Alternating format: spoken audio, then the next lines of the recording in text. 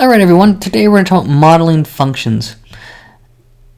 And so many times mathematics we talk about where can we use this mathematics, but mathematics is around us every day. And I'm going to show you this quick little clip here, and I see mathematics in watching this clip here. If you didn't see it, let's see it again. Here it goes. Ball goes, and look at that path. It was a perfect quadratic model. And so to help you see it, here's another video that took place. And there's a man here who's throwing the ball. As I press play, notice it's going to slow motion frame by frame. And I'm making a dot for the ball everywhere. It's also marking the path it took here on the graph. The red is the velocity of the ball.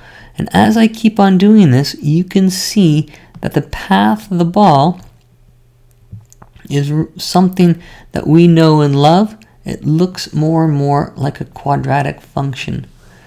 Is it perfect? Well, no, that could be several reasons for that. But we could get a pretty good estimate of what this model looks like by taking our graph and by taking our pen and just making a curve over it. And that's the path the ball will take. And so that's what this section here is going to be about, modeling things in our life, not just balls being thrown, but different things. Let's look at this example here that we have. We have, given these data points that show a relationship between the peak temperature in Celsius with the average units of electricity used. So this is electricity used in your house on average for the various temperatures. And so the first question says, sketch a model on top of the data that would reasonably describe the relationship. We'll call the model E of T, where T is in Celsius and E is electricity used. Well, here's a fairly rough sketch of it. I could just do that. And that blue line is a model for those points. It doesn't hit them all, but it's reasonable to say that's a model. And so this is E of T. T is temperature, E is electricity.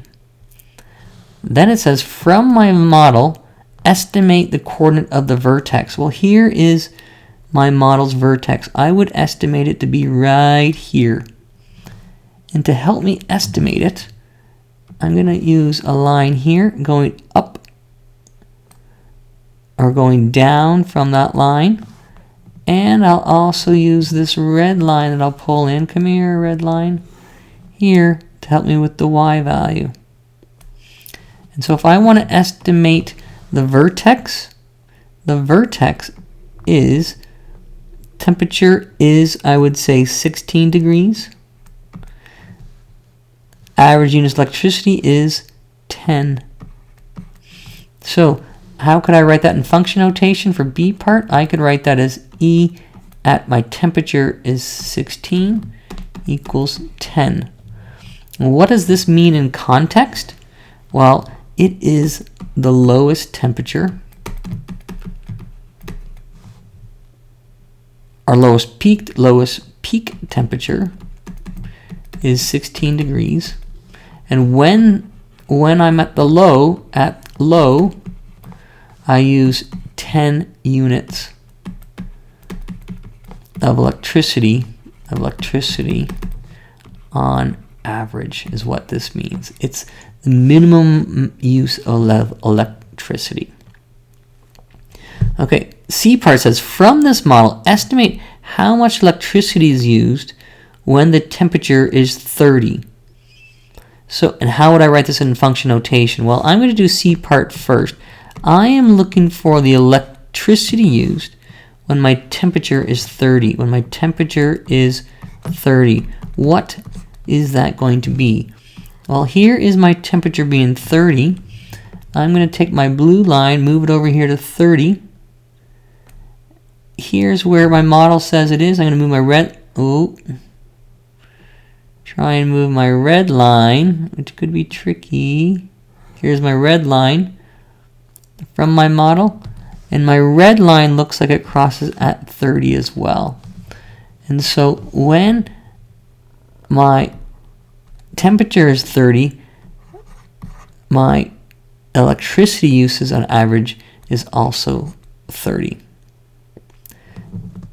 That's C part. And then finally D, explain in words what solve E of t equals 15. Well, for this is saying when is the average electricity 15? What temperatures will produce an average electricity usage of 15? And so if I move my red line to 15, which is roughly there, I can move my blue line to here. And so from here I can say that T is equal to about 23 degrees Celsius. But T is also equal to, if we look carefully, we can see that we go over here, and it also happens when the temperature is 10 degrees. And so there are two answers to this question. And what do these mean? Well, when my electricity output, or my electricity usage, is 15, this happens when the temperature is on average 23 degrees Celsius and 10 degrees Celsius. That's what this is saying. And so here is my model of that situation here. It fits it approximately, and we were able to find out from various temperatures what's electricity usage and vice versa. Now, I just want to pause and look at this data for a second though.